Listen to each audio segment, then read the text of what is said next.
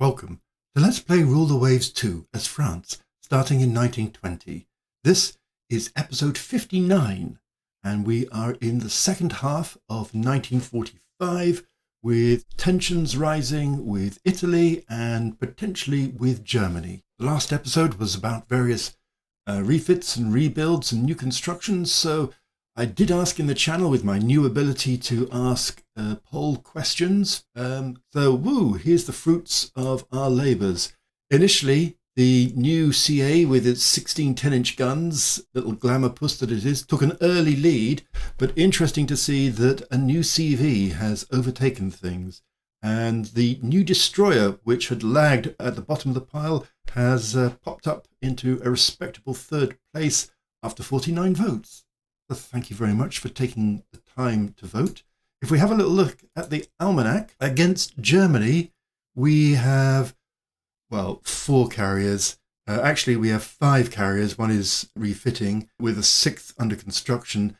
But if we look against Germany, they have 9, and their tonnage is substantially more, even though this is probably over 200,000. They still have a big lead. And even Italy is comparable at the moment. If we look at lights, we have none. Actually, we have again 1 in refit. The Germans have another 6 and the Italians 3.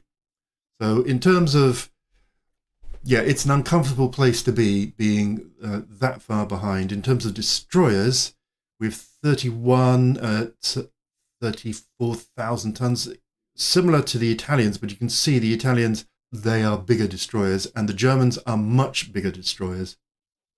So I think destroyers and carriers are very, very viable build options.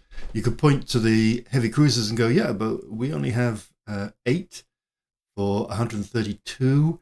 The Germans have a lot more, and the Italians have a lot more.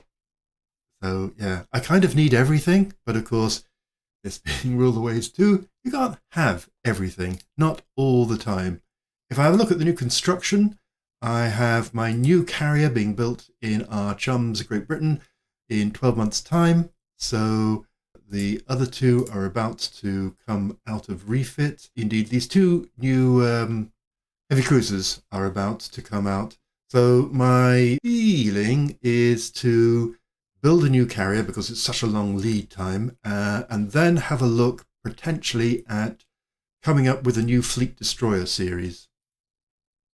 So let's do that. Build ship.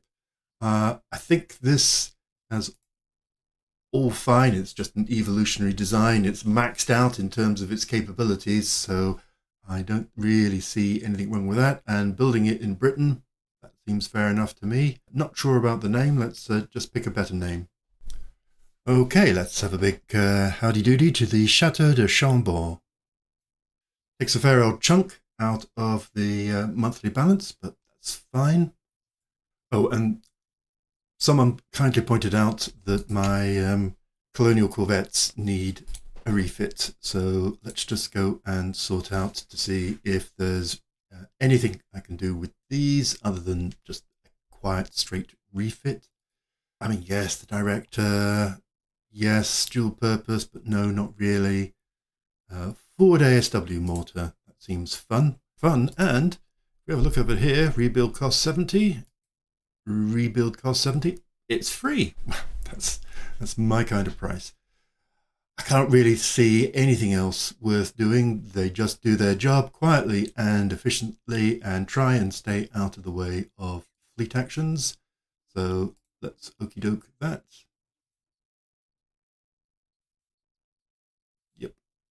Okay, so that's got that underway. I'll just do it piecemeal because it does require rotating these corvettes out of the various little pockets of the world that they find themselves. I had a little look at the base overview, and I'm absolutely on where I need to be in terms of fulfilling the old tonnage on foreign station. So let's see what the new month brings. Amiral Jacob, welcome to the fleet, and indeed welcome back to the Joffre. Soviet government is interested in buying, by all means. Give us the money. Happy to report Heavier depth charges. Well, who wouldn't want heavier depth charges? No change in tensions. Let's see if we can do anything with that. British government is offering to sell us the rights. Well, yes, please. Why not? Improved power rammers. Okie doke. That's nice. As is. Ooh! Enables early SAM mounts. Hello. So that, for me, pops the heavy cruiser back onto the agenda with an early SAM mount. Wow. Okay. Let's have a little look at that. Oh, and this is interesting. Italy is reported to have halted construction of a battlecruiser due to financial difficulties.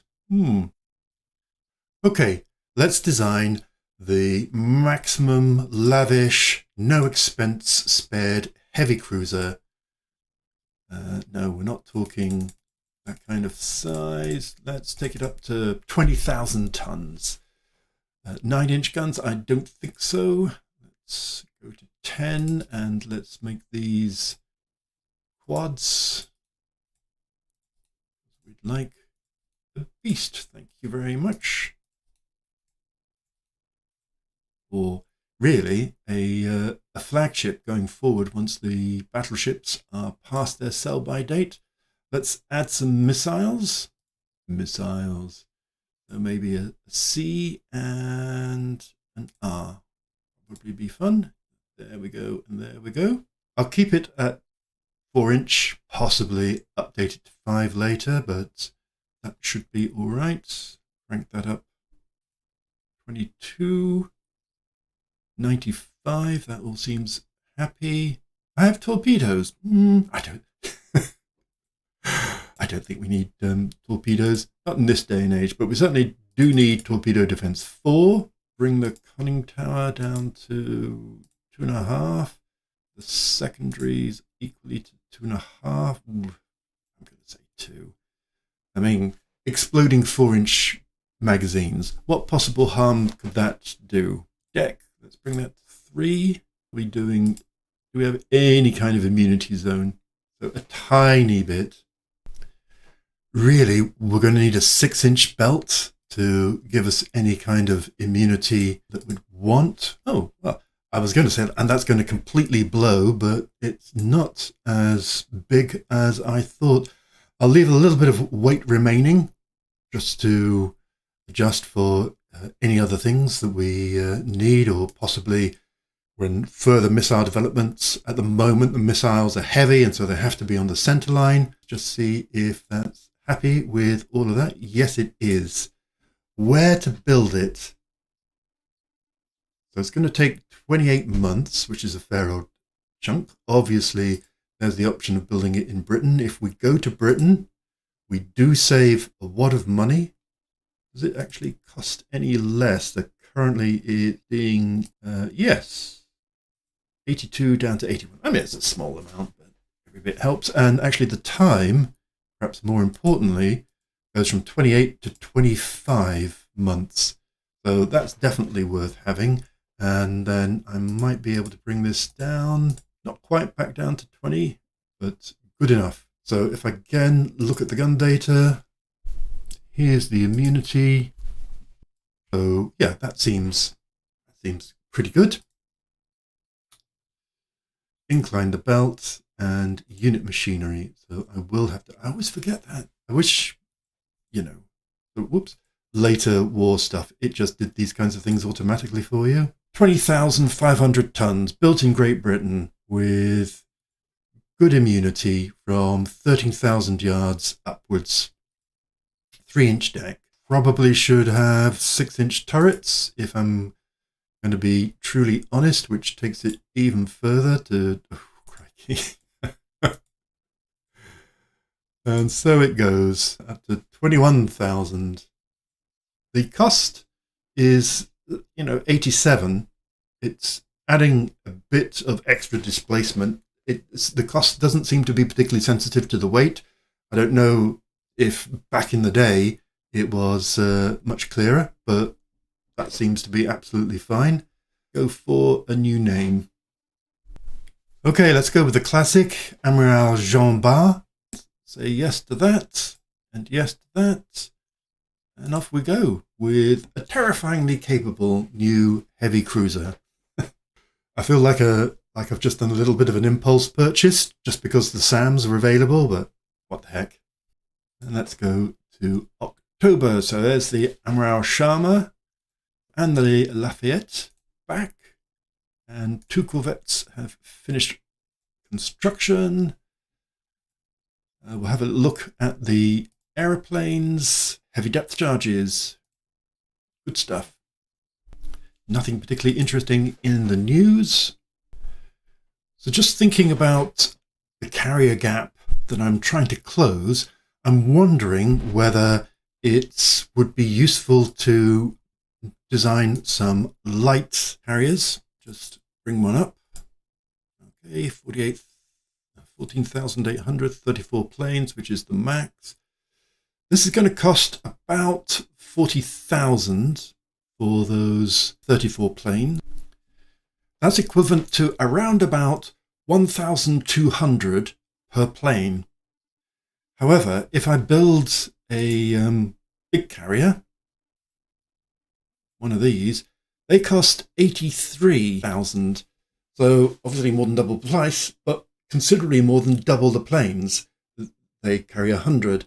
So instead of 1,200-ish, it's 850 or 830-ish per plane. So big carriers are much more cost effective in terms of simple money. Obviously they take longer to build and so on, if that was a consideration, but tensions, still 9, still 6, still plodding along. Britain, still 3. I don't know why Britain is 3. And Japan. Japan's always not had any kind of beef with us for so long. Very odd. Granted independence to the Falkland Isles. Well, that's going to go well for the Falkland Isles. So this, I think, is the first colonial independence that's happened, and I suspect it's very much not going to be the last, and we can expect to see indeed some of our colonies going that way and leaving the fold. The colonies reminds me that, well done, Amiral Jacob, reminds me that I need to keep cycling through with my corvettes. Nothing interesting here in the news. And then December, with the press headlines, threat from Italy authorises increased naval spending. Oh, that's a nice note to end the year on. No actual increase of tensions with Italy. Go to the build screen, I think so. Let's do you. And we can just about afford it. There we go. 2 carriers and a first missile heavy cruiser. That looks pretty good. All with our friends in Great Britain. Okay, I'm pretty happy with that. And tensions with Italy have perked up a bit. Well, good. So if we have a little look at the year in review, the finances have maintained a kind of pretty even, nothing too awful. Not a good year for techs. I mean, last year was a bumper year in fairness. Also, not really a good year for tension. If it hadn't been for that increase of spending, sending the Italians a notch up, almost nothing would have happened. Fine for budget, 446 to 485. It's not giddy or anything like that, but it's welcome.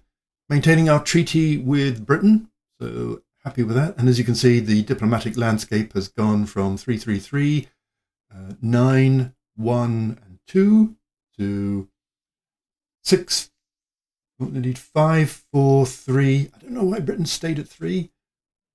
9, in fact, that must have been an 8, becoming a 10, and a 2 for America.